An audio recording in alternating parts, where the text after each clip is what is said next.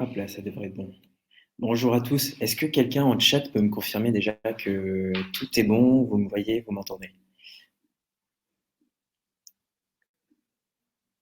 Ok, super. Bon, je vois du East Typing, donc moi, ça me suffit. Ok, super. Bon, bienvenue à tous. Merci de participer à ce nouvel épisode du Bourbier. Pour cette semaine, on est ravi de recevoir du coup Juliette Laborie, qui est actuellement CPO chez Frishti, qui a une belle expertise produit aussi outre-Manche. Donc c'est pas mal aussi de voir un peu les distinctions entre UK et France, et on en parlera avec elle. On va attendre encore quelques instants. Elle va se connecter dès qu'elle est dessus. Voilà, je l'invite en participant. Voilà, Juliette, je viens t'envoyer l'invitation. Tu pourras te connecter et partager ton écran. Et pour les personnes qui ne connaissent pas ce format, donc je le répète, moi je suis Adama Vérité, responsable du campus. L'idée derrière le Bourbier, c'est de pouvoir inviter des personnes de la communauté produits pour qu'elles puissent venir échanger avec nous sur des situations, des problématiques strictement produits qu'elles ont rencontrés, qui ont été parfois difficiles, mais dans la douleur, auxquelles parfois elles ont réussi à trouver des solutions. Et ces solutions, on espère qu'elles vont vous servir sur vos propres produits. Donc aujourd'hui, on est ravis d'avoir Juliette parce qu'on avait une problématique super intéressante avec elle, et je te laisserai la parole, Juliette, tu pourras te présenter. Ce que j'ai trouvé super, c'est que euh, on a une problématique ici qui peut même rendre parano, c'est-à-dire que malgré un succès commercial et des métriques business positives, il peut quand même y avoir des choses à améliorer sur un produit, en l'occurrence des enjeux du X dont tu nous parleras là. Et on trouvait que c'était intéressant, voilà, cette notion de attention, restons parfois méfiants, même quand les signaux sont d'apparence au vert. Donc je te laisse la parole pour que tu te présentes. Et puis pour la session, donc le chat, n'hésitez pas, dès que vous avez des questions, moi je vais regarder le chat, sinon posez-les sur l'onglet questions, et je ferai en sorte de directement voilà, les rassembler et les poser à Juliette pendant qu'elle nous présentera son expérience. Donc bienvenue Juliette. Super, merci beaucoup. Vous m'entendez, c'est bon? Oui, c'est bon, on t'entend. Super. Alors, je vais vous partager mon écran. Je suis désolée si vous entendez un peu des cris derrière moi. J'ai un petit bébé de 2 mois qui, évidemment, a commencé à pleurer à peu près à la seconde où je me suis connectée. Donc voilà, mais vous inquiétez pas, il est pris en charge par Ok, super. Tant mieux, c'est l'essentiel. Voilà. Alors, hop, on repart au début. Tac. Super, c'est bon, vous voyez? Oui, on voit tout, on t'entend. Super. Nickel. Alors, donc bonjour à tous et merci beaucoup pour l'introduction et pour l'invitation. Donc, je me présente rapidement, très rapidement. Donc, je suis Juliette Laborie, je suis donc Chief Product Officer chez Frishti, également en charge de la stratégie et de la business intelligence. Alors moi, je suis en fait revenue en France depuis février seulement, après 5 années passées à Londres. Et en fait, ce dont je vais vous parler aujourd'hui, c'est d'une expérience que j'ai eue dans ma vie d'avant, quand je travaillais à Londres au Guardian, où j'étais directrice des abonnements numériques. En fait, moi, j'ai eu un parcours assez... comme beaucoup de gens, je n'ai pas commencé par le produit pour faire du produit. Je suis d'abord passée par le conseil en stratégie, donc j'ai travaillé au BCG pendant 5 ans. Ensuite, j'ai été au Guardian où j'ai fait de la stratégie en interne. Et en fait, il se trouve que faire de la stratégie en interne au Guardian, c'est beaucoup s'intéresser à des problématiques produits. Et donc, c'est comme ça que je suis progressivement tombée dans le produit d'une certaine manière, parce que les grands problèmes stratégiques, comme dans beaucoup d'entreprises, en fait, qui touchent le Guardian, c'est des problématiques qui sont très vite des problématiques produits. Et donc, au bout de quelques années, de 2 ans à faire ça au Guardian, j'ai basculé complètement côté, j'étais côté produit, j'avais à la fois le produit et le marketing, parce que c'était ça qui était, le plus intéressant pour moi, et aussi parce que c'était ça qui avait le plus d'impact dans la boîte. Donc, avant de commencer et de rentrer dans le sujet, de vous raconter exactement mon histoire et l'histoire de mon bourbier personnel, je voulais partager quelques remarques en fait justement sur ce sujet et sur ce que je vais vous raconter. Le premier, c'est que en fait, quand on m'a posé la question de est-ce que tu pourrais venir nous parler de ton plus grand échec, je me suis beaucoup creusé la tête. Tout d'un coup, je ne sais pas si, ça arrive souvent dans ces cas-là, on a l'impression que en fait, on n'a rien de très intéressant à raconter. Et je suis arrivée sur ce sujet-là, mais ce qui est intéressant, c'est que il est probable que si on me demandait de parler aussi de la plus grande réussite de ma carrière, je parlerais du même projet, sous un nom très différent. Mais d'une certaine manière, ça m'a fait, voilà, je voulais le dire explicitement parce que finalement, l'échec, le succès, c'est souvent des notions qui sont assez relatives. Et en bonne professionnelle du produit, je dirais que en fait, tout dépend des métriques qu'on applique et de l'horizon de temps auquel on s'intéresse. Mais dans ce cas-là, voilà, mon échec sur cet aspect-là du projet, c'est aussi arriver au cœur d'un très grand succès. Donc voilà, c'est important de garder un peu de perspective sur ces notions et ces jugements très arrêtés. Enfin, ensuite, ce bourbier dont je vais vous parler aujourd'hui, c'est une histoire qui parle de l'importance de garder un œil constant sur l'expérience de ses utilisateurs, même, comme le disait Lama, même quand les métriques financières semblent être au beau fixe. C'est aussi une histoire qui explique pourquoi est-ce que c'est important de ne pas seulement s'amuser à développer un super produit. Il faut aussi trouver comment le mettre face à son public, et c'est parfois la plus grande des difficultés. Et enfin, parce que être dans un bourbier, c'est pas forcément un état éternel. Je vous en dirai un petit peu plus à la fin sur comment est-ce qu'on en est. On a commencé à s'en sortir, et même si c'est encore un work in progress pour ceux de mes collègues qui sont encore au Guardian. Donc, pour poser progressivement le décor, on va zoomer en fait un petit peu. Donc, déjà, on est donc au Guardian. Le Guardian, c'est un journal progressiste anglais. Vous en avez sûrement entendu parler. En termes de positionnement, on est quelque part entre Libération et Le Monde. Le Guardian, c'est surtout le 4e média anglophone du monde, avec 1 milliard de pages. Excusez-moi, mon chat, mon bébé, vous allez voir toute ma vie qui vient avec vous. Donc, surtout le 4e média anglophone du monde, avec environ 1 milliard de pages vues par mois, environ 100 millions de visiteurs uniques.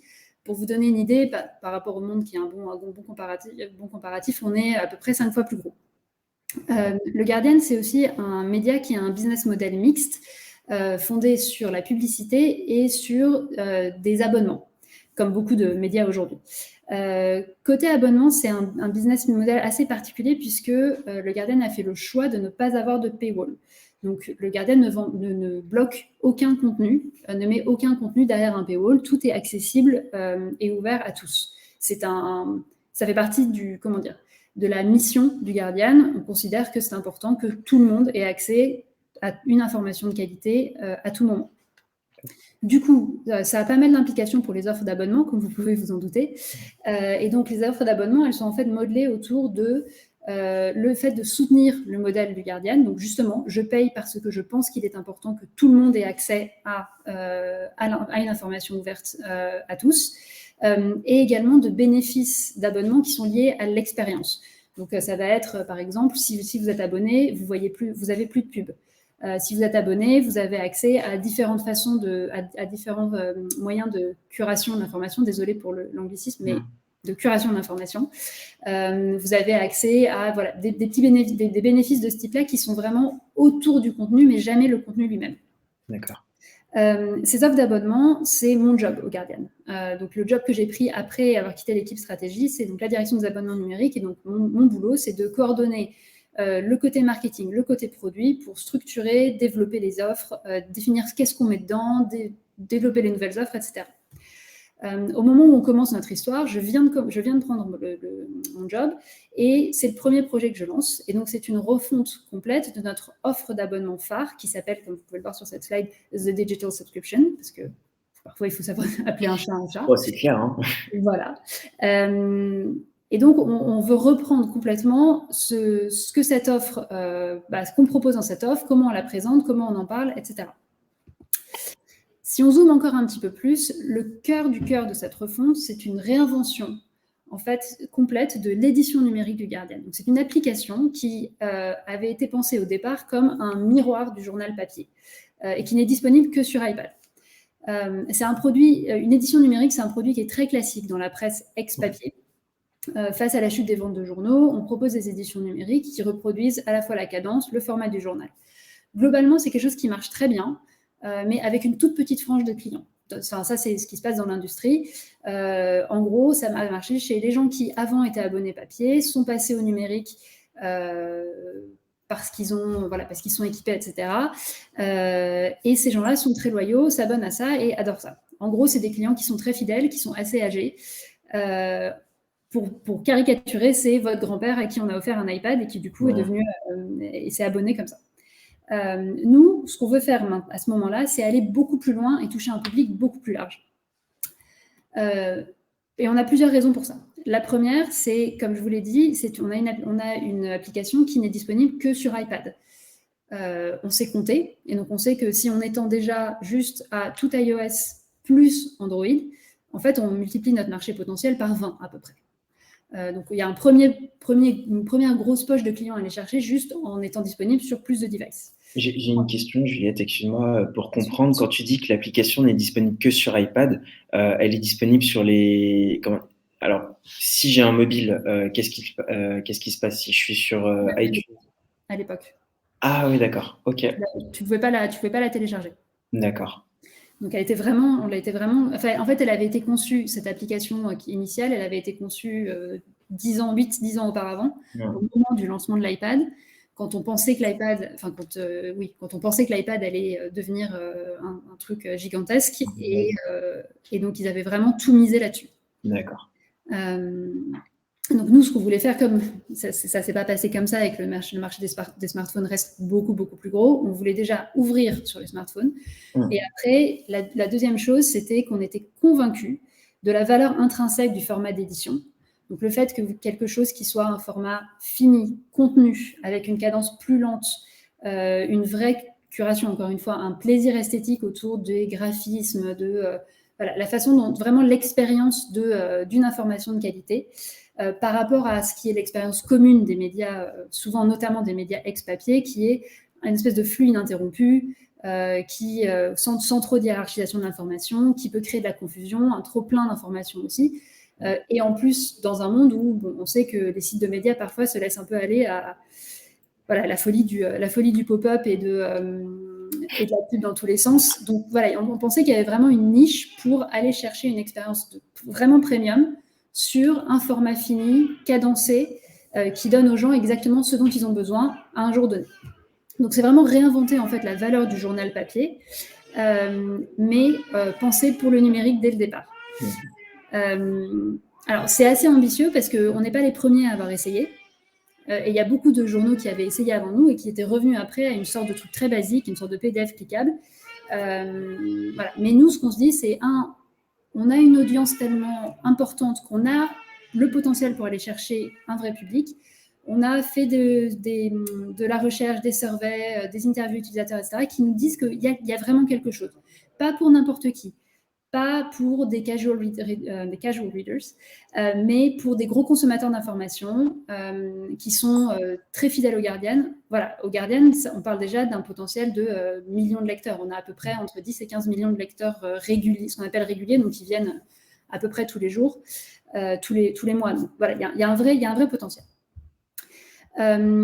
C'est aussi la première fois en une dizaine d'années que le Guardian crée une nouvelle application à partir de rien. La dernière fois, c'était d'ailleurs cette application iPad. Donc là, c'est la première fois qu'on se relance sur quelque chose de complètement nouveau. On a une application générale, qui est l'appli du Guardian, que j'espère que certains d'entre vous ont. Je vous encourage à la télécharger. Mais créer une nouvelle appli à partir de rien, c'est pas quelque chose qu'on fait très souvent. Donc on fait face à pas mal de réticences en interne, il y a pas mal de questions sur la marche à suivre, le resourcing, etc. Je vous passe les détails de ça, mais ça joue un rôle dans les décisions qu'on a prises. Donc, on lance le projet, on crée une squad dédiée, on se lance en React Native, qui est une nouvelle technologie pour nous, qu'on n'avait jamais essayé, mais voilà, on voulait éviter d'avoir une équipe iOS, une équipe Android. Donc, on se lance en React Native, et finalement, 7 mois plus tard, on est prêt à lancer. Sachant que les estimations initiales de temps qu'on s'était données, c'était 18 mois. Donc, on a été vraiment vite, ce qui a son importance pour la suite. Mais on est prêt à lancer, on arrive à construire le truc. Ce qu'on lance, c'est donc ceci, The Guardian Editions.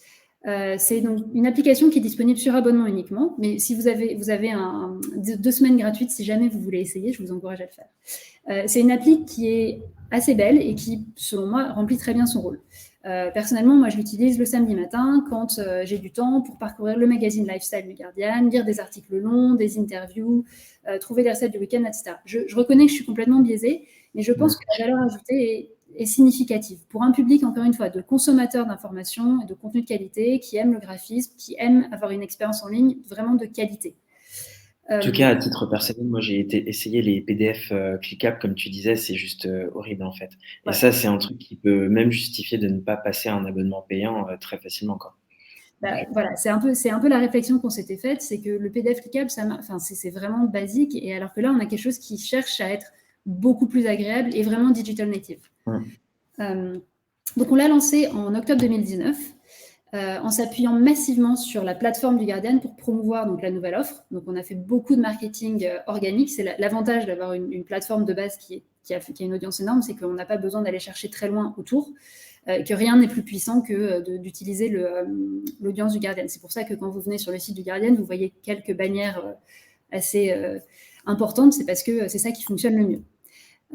Et donc, ce qu'on promeut, c'est un bundle qui contient donc, cette nouvelle application, des fonctionnalités premium sur l'application générale et la lecture sans pub sur toutes les plateformes, le tout pour 12 pounds à peu près par mois.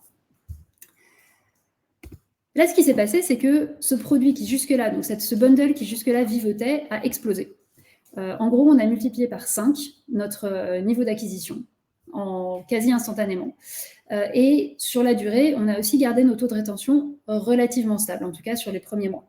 Ce qui, quand on y pense, est en fait un exploit, puisque c'est très rare d'avoir une telle augmentation de l'acquisition sans perdre immédiatement en rétention.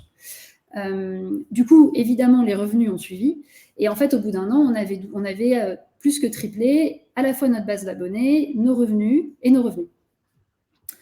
Donc, tout ça, très bonne nouvelle. On a sorti le champagne plusieurs fois. On était vraiment ravis. Enfin, c'était une vraie réussite. À ce stade, j'ai quand même une question justement. C'est super intéressant quand on voit des chiffres comme ça, par exemple sur la weekly acquisition, on voit bien alors je sais pas à quel point c'est exponentiel, mais en tout cas on voit bien la croissance assez nette. Comment est-ce que tu l'expliques et qu'est-ce que d'après toi tu as mis en place qui a permis en fait, parce que le produit aurait beau être le meilleur du monde, j'imagine qu'il y a eu du bouche-oreille, mais est-ce que le bouche-oreille suffit à expliquer une telle croissance ou Non. Ce qui explique la croissance, c'est pour le coup, c'est du très bon product marketing. Ça, c'est la partie succès du produit. En fait, comme je l'ai dit, on a une plateforme. Le Guardian a une plateforme avec une audience gigantesque. Et en fait, ce qui a fait que ça a explosé comme ça, et le graphique que j'ai fait est vraiment, pour le coup, celui-là est vraiment réaliste, c'est-à-dire que c'est vraiment les chiffres qu'on a fait sur les premières semaines, c'est qu'on a su leverager la puissance de la plateforme. En gros, ce qu'on a fait, c'est qu'on a rendu ce produit qui jusque-là était un peu dans le background, quand il y avait des pubs sur le site, effectivement, de ci, de là, qui incitaient les gens à venir s'abonner. Et en fait, ce qu'on a fait, c'est qu'on a mis une bannière très visible à ta deuxième page visitée sur le site et qu'on a du coup montré à tout le monde. En fait, on a un peu pris un bazooka. Donc, on a été ratissé très, très large. C'était pas ciblé, c'était pas très fin et segmenté, etc. Mais ça a extrêmement bien marché. D'accord. Donc, c'est ça. Après, sur la rétention, c'est une histoire un peu plus compliquée. Donc, je vais la garder pour le moment, mais sur l'acquisition, le changement du jour au lendemain, c'est vraiment, on a réussi à craquer la visibilité du produit sur une plateforme, en prenant appui sur vraiment ce qui est notre atout principal, ce qui était notre atout principal au Guardian, à savoir la taille de notre audience gratuite. Ok, super clair. Voilà. Donc, ça, c'était pour la partie succès. Donc, ravi, tout le monde est très content. Et à ce moment-là, en interne, on gagne aussi un buy-in assez énorme parce qu'on est on est en train d'exploser tous les chiffres qu'on avait prévu de faire. Mais derrière tout ça, derrière ces output métriques de folie, en fait, il y avait une vérité qui était un tout petit peu moins reluisante. Et cette vérité, elle se manifestait au niveau de l'usage de cette nouvelle application, donc The Guardian Editions. Ce qui se passait, c'est qu'on avait une base d'utilisateurs réguliers de l'application qui augmentait, notamment évidemment sur smartphone, puisqu'on est parti de zéro et on commençait à avoir des chiffres qui étaient corrects. Mais ça n'avait rien à voir avec le rythme de la croissance commerciale. Rien à voir. C'est-à-dire que là où on avait une courbe qui était quasiment verticale, on avait quelque chose qui montait doucement, mais pas... il y avait un vrai décrochage entre les deux. Alors, la courbe que vous voyez ici, c'est pas du tout, c'est pas des chiffres du Guardian. J'ai pris une courbe de Power User Random, mais ça permet bien d'illustrer d'illustrer le problème. D'accord. On avait deux problèmes principaux. Le premier, c'est qu'on avait des utilisateurs, des monthly active users, qui augmentaient trop lentement. Donc ça, ce que ça veut dire, c'est qu'en gros, il n'y avait pas suffisamment de gens qui, après s'être abonnés, téléchargeaient et ouvraient l'application. Donc, premier problème, c'est qu'ils n'arrivaient pas, après leur transaction, ils n'arrivaient pas dans l'application. Deuxièmement, c'est que le shift des utilisateurs de la gauche de la courbe à la droite de la courbe était trop lent. C'est-à-dire qu'on n'avait pas suffisamment de monthly active users qui se transformaient en daily active users. Donc, deuxième problème, c'est-à-dire que les gens, non seulement les gens n'arrivaient pas dans l'application, mais dans ceux qui arrivaient, il n'y en avait pas suffisamment qui devenaient ensuite des utilisateurs habituels. En revanche, ceux qui devenaient utilisateurs habituels, eux, ça grossissait tout doucement et surtout, ça restait. C'est-à-dire qu'on ne les perdait pas. Une fois qu'ils y étaient, c'est bon, ils étaient OK et ils ne partaient plus. Donc, du coup, on avait un problème d'usage. Ce problème d'usage, il pose deux questions. Première question un peu cynique, c'est pourquoi est-ce que c'est un problème? Si jamais nous, on a les revenus qui suivent, notamment qu'on n'a pas vraiment de souci de rétention, pourquoi est-ce qu'on s'embête? Après tout, c'est quoi le problème? Ça va être ma question. Excuse-moi parce que tu parles, mais enfin ouais, peut-être que tu vas y répondre. Mais comment est-ce que tu expliques à ce stade où j'imagine que tu vas y venir, quand tu as par exemple un graphe comme ça avec 2% en plus de monthly active user, ce qui recoupe avec ma deuxième question, quand tu es sur de la presse, est-ce que weekly ou daily c'est pas plus adapté? Je me dis c'est assez faible. Pareil, si je prends les chiffres de ce schéma, 2%, normalement la rétention elle aurait pas pu être aussi haute. Enfin, j'imagine qu'il y aurait eu du désabo. Ouais. Je vais en parler. Ok, d'accord, super. Donc la question, premièrement, pourquoi est-ce que c'est un problème? La première, c'est que la rétention, ça met du temps les problèmes de rétention, ça met du temps à se manifester. Donc, que s'endormir sur ses lauriers dans un monde, se dire, en fait, c'est pas grave, parce que la rétention, elle reste à peu près stable, etc. Il faut savoir que dans la façon dont on vendait cet abonnement, on vendait une offre mensuelle et on poussait aussi beaucoup les gens vers une offre annuelle. Donc, si on était resté immobile pendant 1 an, on aurait potentiellement eu un énorme drop à la fin des 12 mois, au moment où tous les gens qui s'étaient abonnés l'année d'avant n'auraient pas renouvelé. Donc, première raison pourquoi, oui, c'est un problème d'avoir cet usage qui ne monte pas.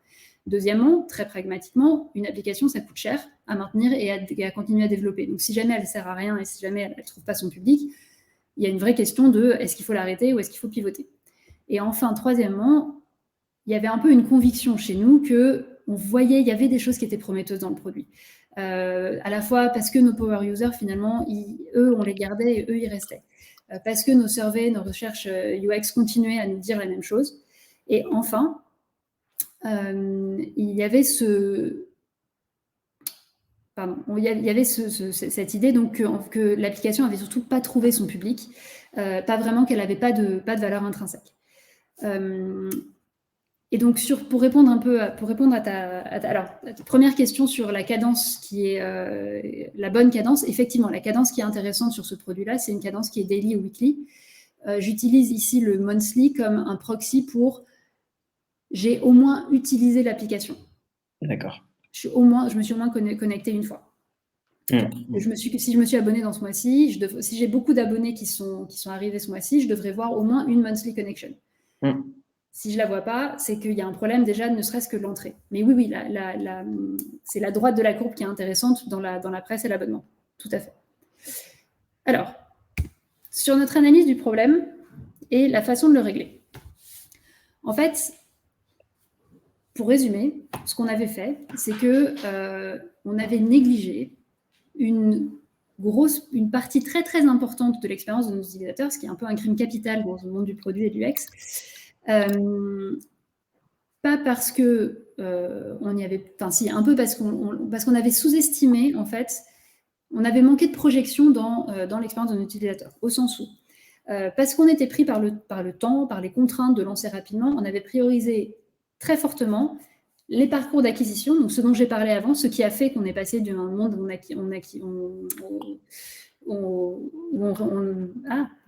d'un monde où on avait à peu près une centaine, on avait 200 nouveaux abonnés par semaine à un monde où on en avait 1000. Ça, on avait très bien compris et très bien craqué le truc en prenant appui sur le trafic organique du Guardian.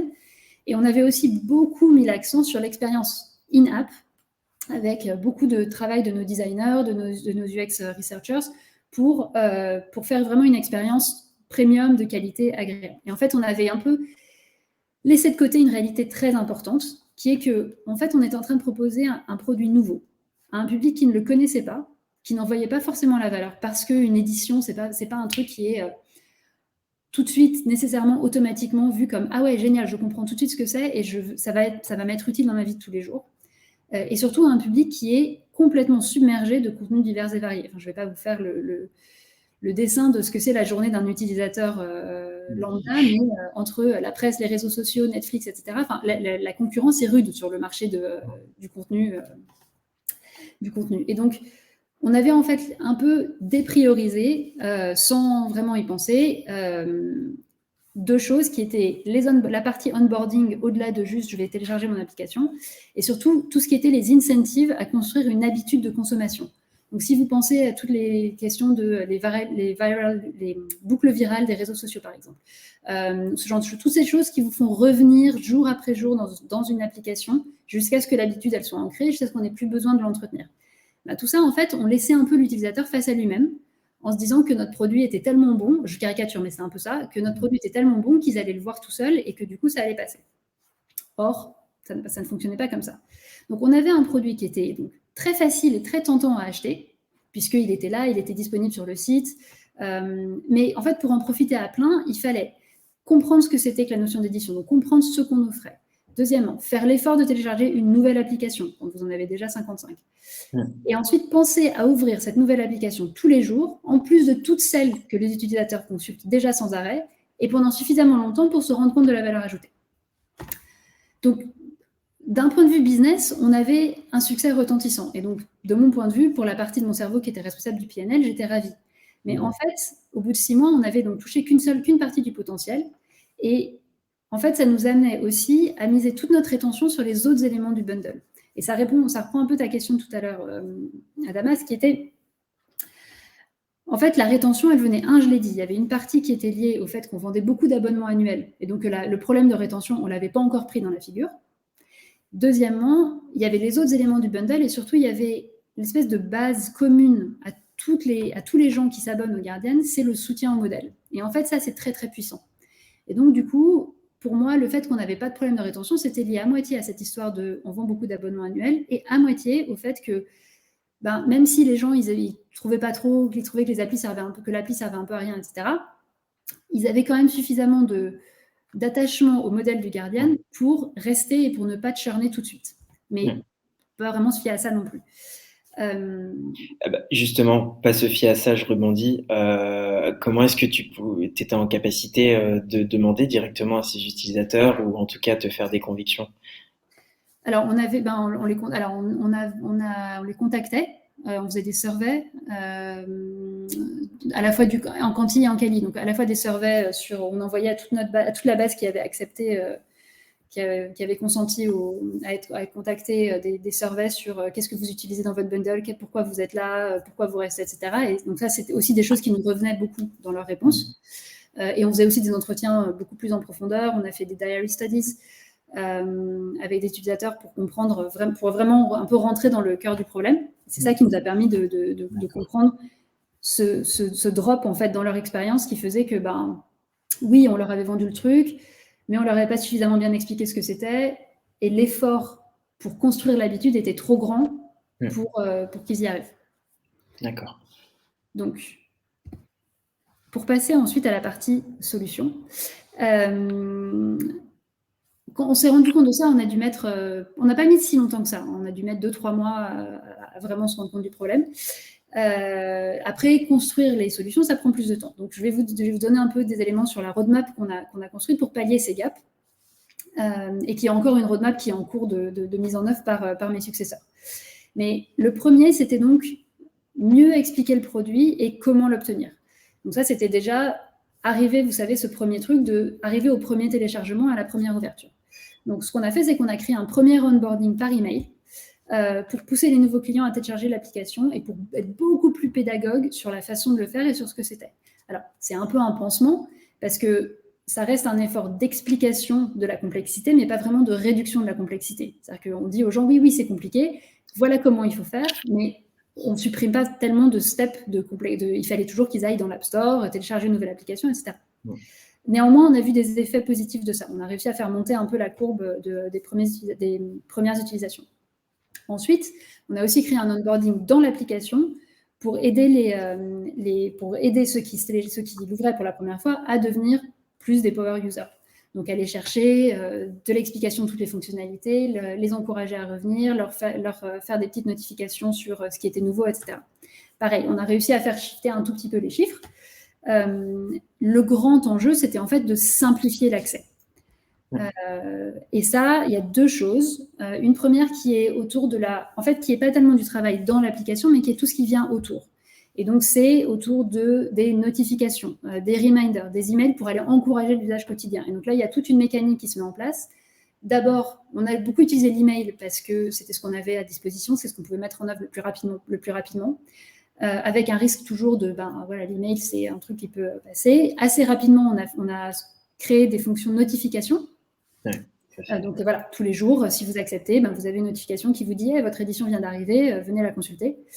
Et après, moi, ce que je voulais faire, et c'est là où c'est encore en cours, c'est de complexifier les notifications pour être encore plus accrocheur. Donc, pas seulement votre édition est arrivée, mais votre édition est arrivée, voilà ce qu'elle contient aujourd'hui, etc. Enfin, faire quelque chose qui vraiment va aller chercher les gens là où ils sont pour les amener dans l'application.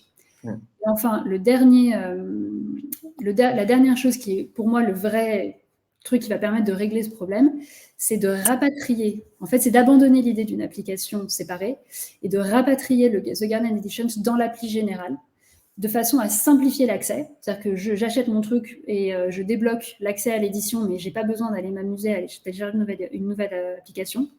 Et aussi, ça nous permettra de multiplier en fait les passerelles entre les différents types de curation. Donc quelque chose ça fait une grosse application, mais qui du coup est beaucoup plus interconnecté et reposer beaucoup moins le fardeau de aller chercher le contenu sur l'utilisateur et beaucoup plus sur nous de le lui montrer et de lui donner au moment où il en a besoin. Ouais. Donc, il y a une issue et aux mains de mes successeurs, c'est en train de se concrétiser. Pour conclure, et après je serais ravie de répondre à vos questions.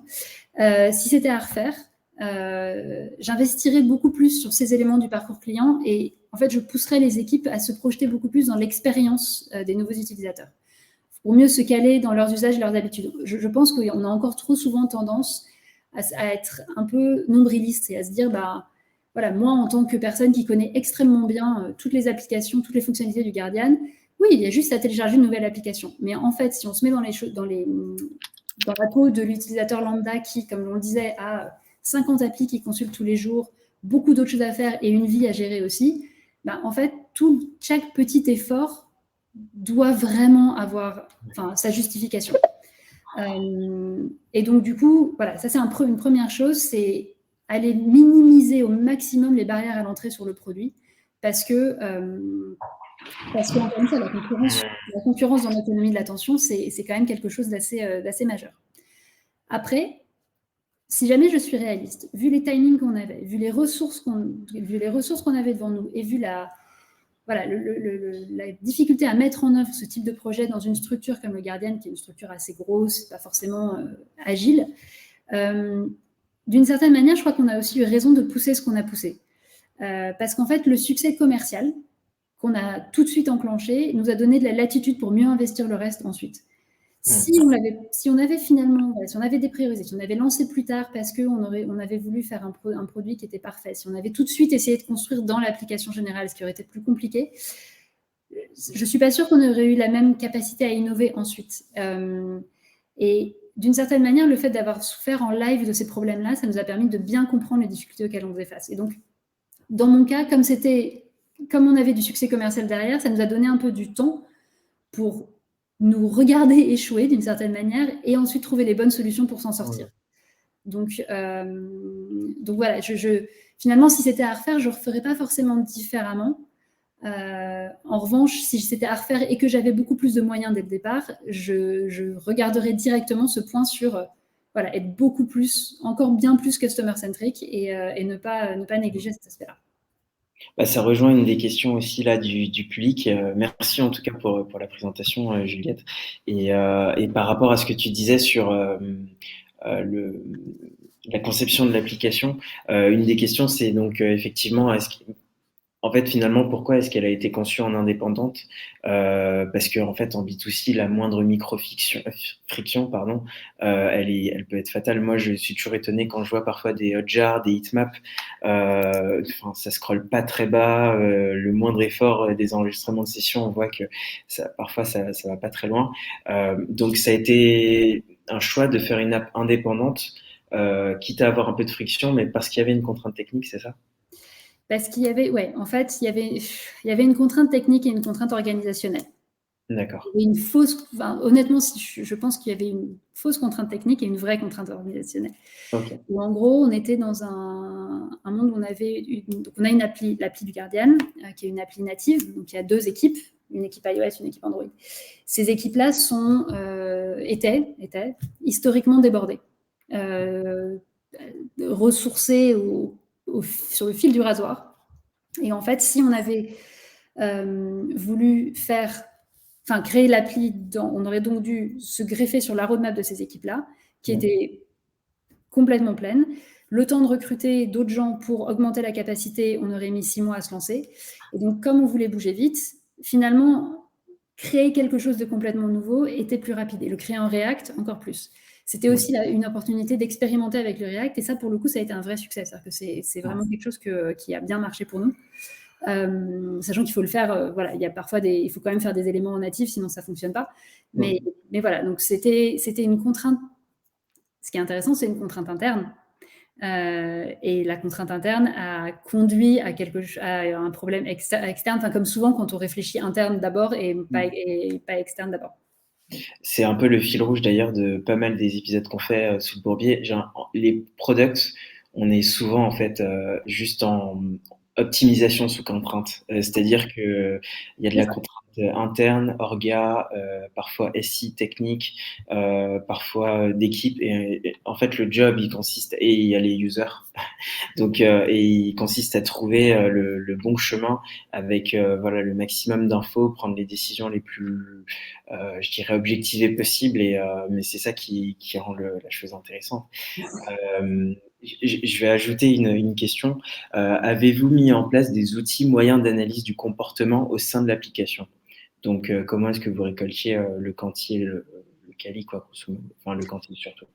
Alors, c'est une question intéressante, parce que c'est une question qui rejoint, dans mon expérience, les analytics, c'est toujours le truc qui est menacé de dépriorisation, parce que c'est pas, comment dire, ça ne semble pas essentiel au lancement, c'est-à-dire que ça n'empêche pas un utilisateur d'acheter et consulter le contenu. Donc au début, on n'avait pas grand-chose. Ce qui fait que quand on s'est rendu compte, on avait en gros juste les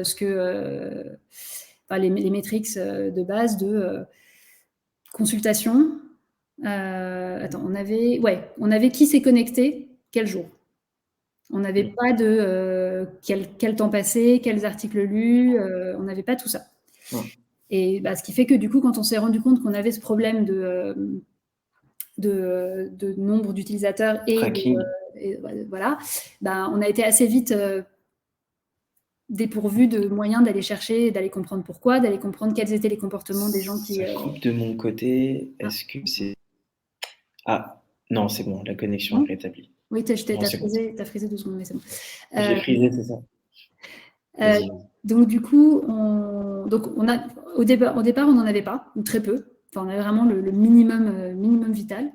Et en fait, au fur et à mesure on s'est rendu compte qu'on avait un problème, on s'est rendu compte qu'en fait, pour régler notre problème, on avait besoin de mieux comprendre comment les gens utilisaient l'application. Donc, on a rajouté des éléments de tracking. Donc, on a été chercher le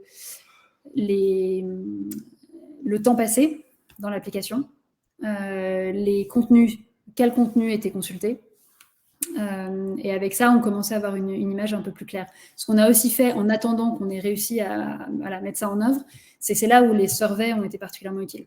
C'est qu'en fait, pour pallier le manque d'analytics, on a été chercher les utilisateurs et on leur a demandé directement. Donc en termes d'outillage, tu étais sur grosso modo le tracking avec GTM, enfin Google. Oui, c'était Google Analytics. Google Analytics, ok, d'accord. Et tu étais en charge de poser le plan de mesure ou est-ce que quelqu'un s'en occupait? Et il y avait cette fonction, j'imagine, dans un média, ça doit être peut-être plus intéressant.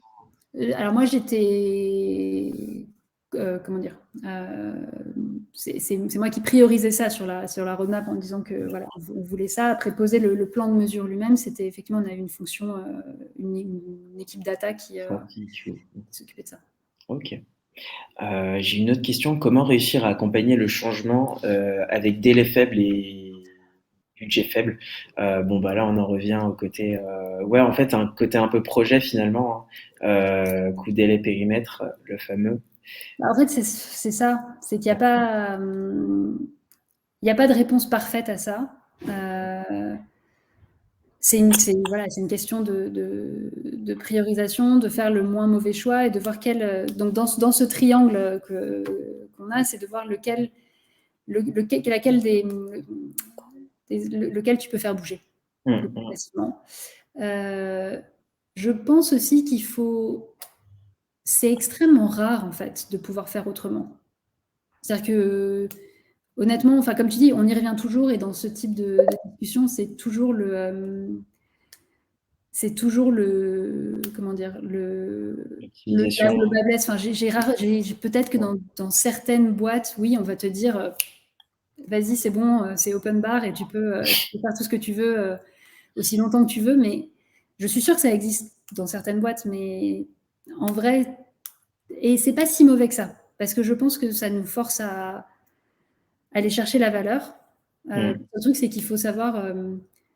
Il faut savoir lever le nez des contraintes internes. Moi, c'est un peu mon grand learning là-dessus, c'est la contrainte interne nous a un peu obscurci la vue sur ce qui allait poser problème. Non, je rejoins, moi, effectivement, des autres témoignages et de ce qu'on voit aussi, nous, au sein des formations qu'on fait, des gens qu'on rencontre. Je confirme, tout le monde a une contrainte. En fait, souvent, alors parfois, elle est pas forcément budgétaire au sens, on vous a budgété telle ligne de crédit à consommer, machin. Mais en tout cas, on va attendre sur au moins des délais d'atterrissage, sur des grands projets, parce qu'on s'inscrit toujours dans une roadmap ou un objectif stratégique d'une structure un peu plus grosse, en tant que PM en tout cas, différencié d'entrepreneur. Donc, ouais, optimiser au maximum et aller chercher effectivement le maximum d'impact pour le minimum d'efforts, y aller petit à petit et puis. Puis c'est ça qui est, comme tu sais, enfin. C'est aussi ça qui fait partie c'est là où on apporte vraiment de la valeur, c'est savoir dire, ok, maintenant, c'est faire des choix dans un univers imparfait. Et faire des choix, ça veut dire dire ce qu'on va faire, dire ce qu'on va pas faire. Et si on avait la possibilité de faire le choix parfait tout le temps, ce serait facile en fait. Ouais. Moi, j'ai peut-être une question aussi, en plus, en contexte post-Brexit, on va dire. Non, je voulais juste savoir, en tout cas, d'un point de vue produit, culture produit, qu'est-ce que tu constates outre-Manche, je dirais, sur la manière d'approcher ça? Moi, je sais qu'en France, là, l'écosystème est en train d'exploser. Les gens sont beaucoup plus, après le terme mature, j'aime pas forcément, mais en tout cas, les concepts produits sont beaucoup plus répandus et appliqués. UK, je me posais la question, qu'est-ce qu'il en est? Alors moi, ce que j'ai remarqué, c'est que la culture produit au UK est probablement parce qu'il y a une proximité de langue, notamment avec les États-Unis et voilà, c'est une culture qui est assez mature, en tout cas dans le monde des médias. Que ce soit au Guardian, clairement, oui. Enfin, c'est très ancré, c'est très tout est en place. C'est plus une discussion. J'ai remarqué qu'en France, il y a encore souvent un peu une discussion, encore souvent mais qu'est-ce que c'est en fait et des confusions avec justement le project management, ce genre de choses. Ouais. De mon expérience au UK, c'est beaucoup plus stabilisé. À voir ce que ça devient avec le post-Brexit, parce qu'il y a un peu une fuite des talents aussi liés à ça. Notamment des talents, enfin des gens qui étaient des Européens, il y en a pas mal qui rentrent chez eux du coup. Mais il y a quand même beaucoup de proximité. Alors, notamment dans les médias, parce qu'il y a, encore une fois, le Guardian, c'est un média qui est certes anglais, mais qui a une audience mondiale, et notamment qui a à peu près un tiers de son audience aux États-Unis. Donc, on avait aussi beaucoup de contacts avec.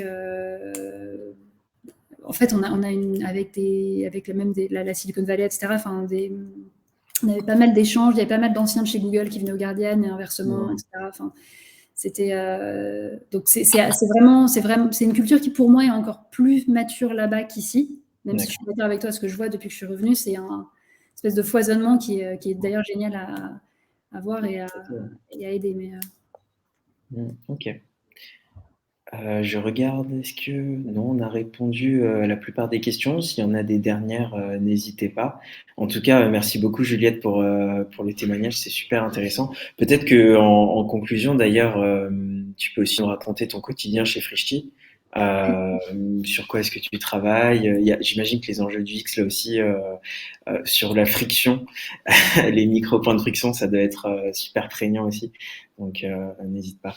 Oui, avec plaisir. Et d'ailleurs, je vais commencer par faire un appel au peuple. Je recrute en ce moment pour mes équipes chez Frishti. Donc, surtout si jamais ça vous intéresse de travailler avec moi pour inventer le futur de l'e-commerce, n'hésitez pas à aller voir sur notre page Welcome to the Jungle. On recherche, et comme beaucoup de gens, le marché est assez tendu en ce moment. Donc, vraiment, n'hésitez pas si ça vous intéresse. On reviendra. Donc chez Frishti, comme tu le dis, hein, c'est l'idée. Donc moi il y a deux. C'est assez intéressant parce que dans mon monde chez Frishti, j'ai deux pôles très différents qui sont le côté consumer, donc celui qu'on imagine, donc la partie e-commerce, l'application, le site web, etc. Mais aussi la partie supply chain. Donc, tous les outils internes qui permettent à Frishti de préparer et livrer des plats et des courses à tout le monde. Donc, c'est vraiment deux mondes assez différents qui doivent néanmoins travailler ensemble et se répondre. Donc, il y a beaucoup d'enjeux autour de ça. Et globalement, les gros enjeux, les choses sur lesquelles je passe beaucoup de temps chez Frishti, c'est à la fois du fond, donc à la fois la partie vraiment, c'est quoi l'expérience e-commerce qu'on veut offrir aux gens. Et là-dedans, il y a deux niveaux. Il y a un niveau, comme tu l'as dit, très micro-détail. Globalement, les courses, c'est quelque chose que les gens font tous les jours. Et on fait concurrence. Alors, notre concurrence, c'est certes les autres acteurs de l'e-commerce, mais c'est aussi simplement Monoprix et Carrefour, et des habitudes qui sont ancrées depuis des dizaines d'années. Donc, pour aller changer ça, il faut que ton expérience, elle soit flawless. Pardon, je fais beaucoup d'anglicisme, c'est terrible. Ton expérience, elle doit être sans défaut. Et clairement, on fait beaucoup de progrès, mais on n'y est pas encore. Et donc, il y a un aspect un peu, il faut aimer le souci du détail et être un peu perfectionniste là-dessus, parce que tout compte comme problème. Et après, il y a un aspect beaucoup plus vision, stratégie, de réfléchir à c'est quoi l'expérience e-commerce de demain, à quoi on veut que ça ressemble, comment est-ce que non seulement on devient aussi bon que le physique, mais encore meilleur, au-delà de la commodité de mes courses, elles arrivent chez moi. Mais qu'est-ce que nous, en tant que product, on peut offrir pour que ce soit encore mieux? Il y a plein de choses autour de la personnalisation, les suggestions, l'inspiration, la curation, encore une fois. On retrouve plein de notions autour de ça pour rendre ton expérience, non seulement la base, elle est parfaite, mais en plus, tu as une vraie valeur ajoutée à faire tes courses chez nous et à ne plus les faire ailleurs. Ça, c'est un premier aspect. Et après, au regard de ça, il y a toute la partie supply chain. Et donc là, c'est vraiment s'assurer que nos opérations, elles sont aussi, qu'on est capable de délivrer sur la promesse qu'on fait aux clients de leur livrer des plats et des courses de qualité rapidement, de manière fiable. Super clair, merci. Il y a une question. Alors, est-ce que tu as des conseils pour la veille, lecture, podcast, compte à suivre? Plein. Notamment sur les médias. J'imagine. Alors, bonne question. Est-ce que Céline, tu pourrais préciser? Mais j'imagine qu'on parle de product ici. Mais bon, on ne sait jamais. Alors, donc product en général, qu'est-ce que je suis? Je suis Leni Rachitsky, je crois qu'il s'appelle. Attends, je vais trouver.